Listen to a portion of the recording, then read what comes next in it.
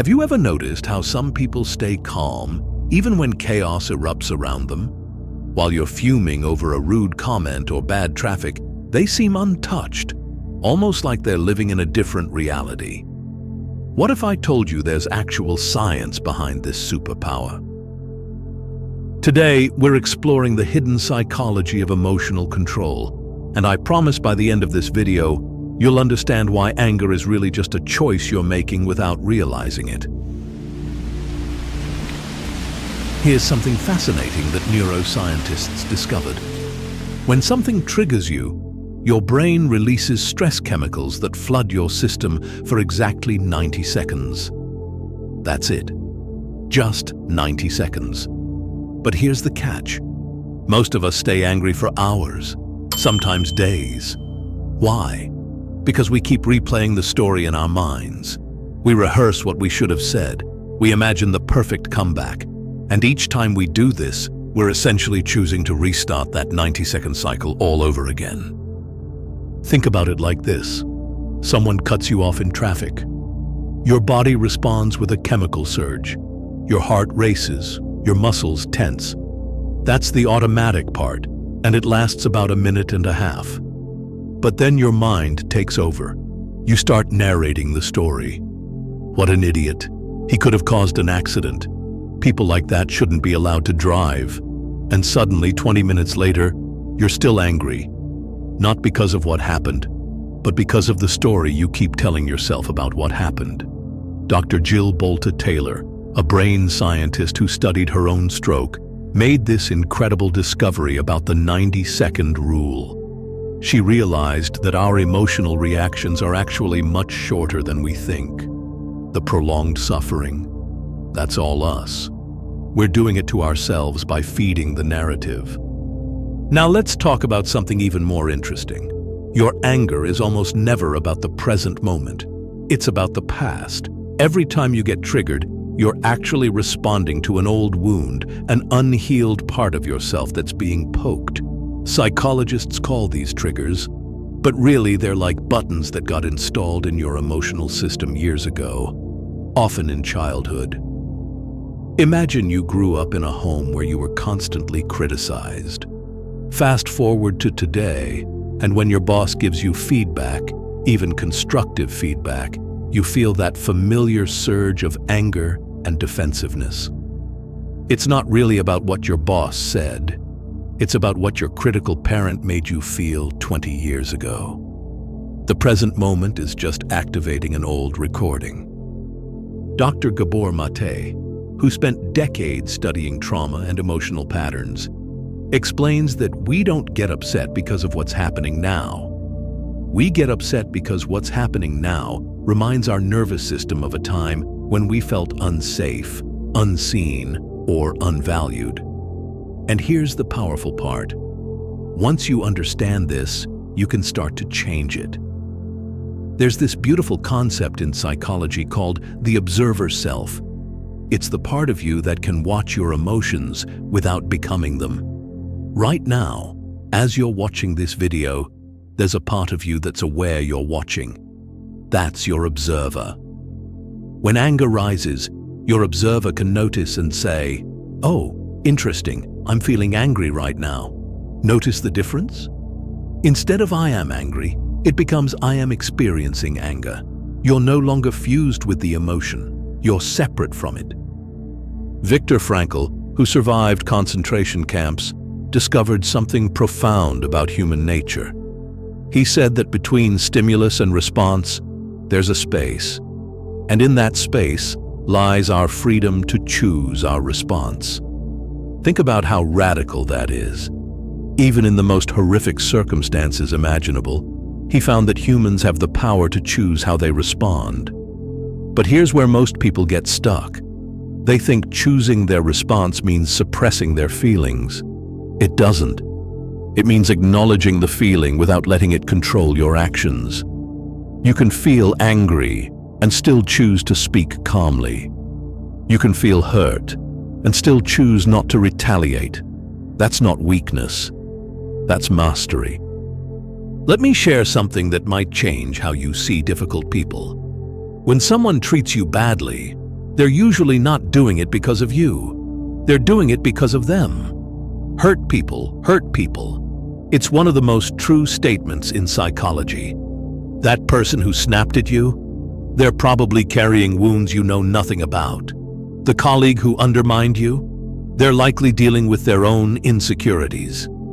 Understanding this doesn't excuse their behavior, but it does free you from taking it personally.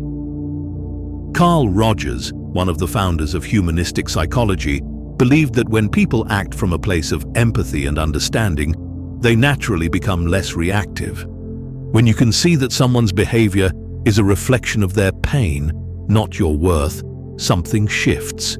You stop needing to defend yourself because you realize there's nothing to defend against. Now here's a practical strategy that actually works. It's called the pause. When you feel triggered, instead of reacting immediately, pause for 3 conscious breaths. Just 3.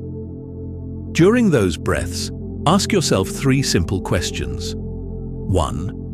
What am I really feeling beneath the anger?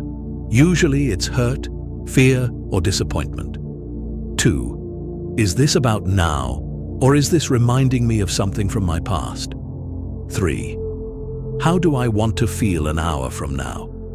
That last question is powerful because it connects you to your future self. The angry response might feel satisfying in the moment, but will it feel good later? Usually not, and knowing that helps you make a different choice right now. There's also something called radical acceptance that psychologists talk about. It's the idea that you can accept reality exactly as it is without liking it or agreeing with it. Someone was rude to you? That's reality. You can accept that it happened without accepting that it was okay. This might sound like a small distinction, but it's huge. When you resist reality, you create suffering. When you accept it, you create space for a wise response. Marsha Linehan, who developed dialectical behavior therapy, teaches that radical acceptance doesn't mean approval. It means acknowledging what is, without adding layers of should or shouldn't. The traffic is slow. Your coworker is difficult. The situation is unfair. These are facts. Your resistance to these facts is what creates the emotional storm. Let's talk about expectations for a moment. So much of our anger comes from expecting others to behave the way we would. We think, I would never do that, so why did they? But here's the reality. People operate from their own values, experiences, and level of awareness. Expecting them to act like you is like expecting a cat to bark. It's not going to happen, and getting upset about it only frustrates you. The Stoic philosophers understood this thousands of years ago. Marcus Aurelius wrote that we should expect difficulty from others, not be surprised by it. When you lower your expectations of how people should behave, you raise your capacity for peace. This doesn't mean you tolerate mistreatment. It means you stop being shocked when humans act like humans. Here's something practical about boundaries. Many people think boundaries are about controlling others. They're not. Boundaries are about what you will and won't accept, and what you'll do when those lines are crossed. You can't control if someone disrespects you, but you can control whether you continue engaging with them. You can't make someone listen, but you can choose not to waste your energy explaining yourself to someone who's determined to misunderstand you. Dr. Brené Brown talks about boundaries as the difference between what's okay and what's not okay. Clear is kind. When you're clear about your boundaries, you actually reduce conflict because people know where they stand. But when you're unclear, when you say yes but mean no, resentment builds. And resentment is just anger that's been marinating. Now let's address something important. Choosing not to react doesn't mean you become a doormat. Some people worry that if they stop getting angry, they'll stop standing up for themselves.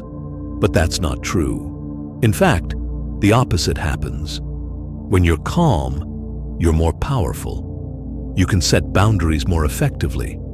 You can speak your truth more clearly. Anger often makes us less articulate, not more. It clouds judgment, and leads to regret. Think about the people you respect most. Are they the ones who fly off the handle? Or are they the ones who stay composed under pressure? There's your answer. Strength isn't in the loudest voice. It's in the quietest resolve. One more thing about gratitude. Research shows that you literally cannot feel grateful and angry at the same time. Your brain can't process both emotions simultaneously. So when you feel anger rising, try this. Find 3 things you're grateful for in that exact moment.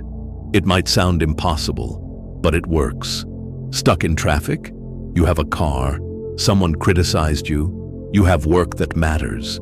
It sounds simple because it is, but simple doesn't mean easy. Robert Emmons, who studies gratitude scientifically, found that people who practice gratitude regularly have lower levels of stress hormones and higher levels of emotional resilience. Gratitude literally rewires your brain over time, making you less reactive to negative situations.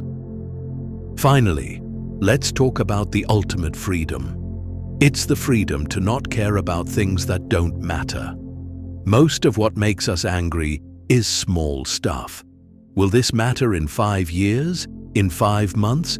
In 5 days? If the answer is no, let it go. Your peace is too valuable to trade for temporary irritation. The Buddhists have this concept of letting go. It's like holding a hot coal intending to throw it at someone. But while you're holding it, you're the one getting burned. When you release the coal, when you let go of the anger, the hurt, the need to be right, you're not doing it for them. You're doing it for you. So here's what it all comes down to. You are not your emotions. You are the awareness that experiences emotions. When you understand this deeply, not just intellectually but in your bones, everything changes. People can say whatever they want. Situations can be frustrating. Life can be unfair. And none of it has to steal your peace. Because your peace isn't dependent on external circumstances. It's dependent on internal choices. The next time you feel that familiar surge of anger, remember, you have 90 seconds of chemistry. Everything after that is a choice. You can choose the story. You can choose the response. You can choose your peace. And that choice, that power, is something no one can ever take from you. If this resonated with you, do me a favor. Hit that like button and share this video with someone who might need to hear it.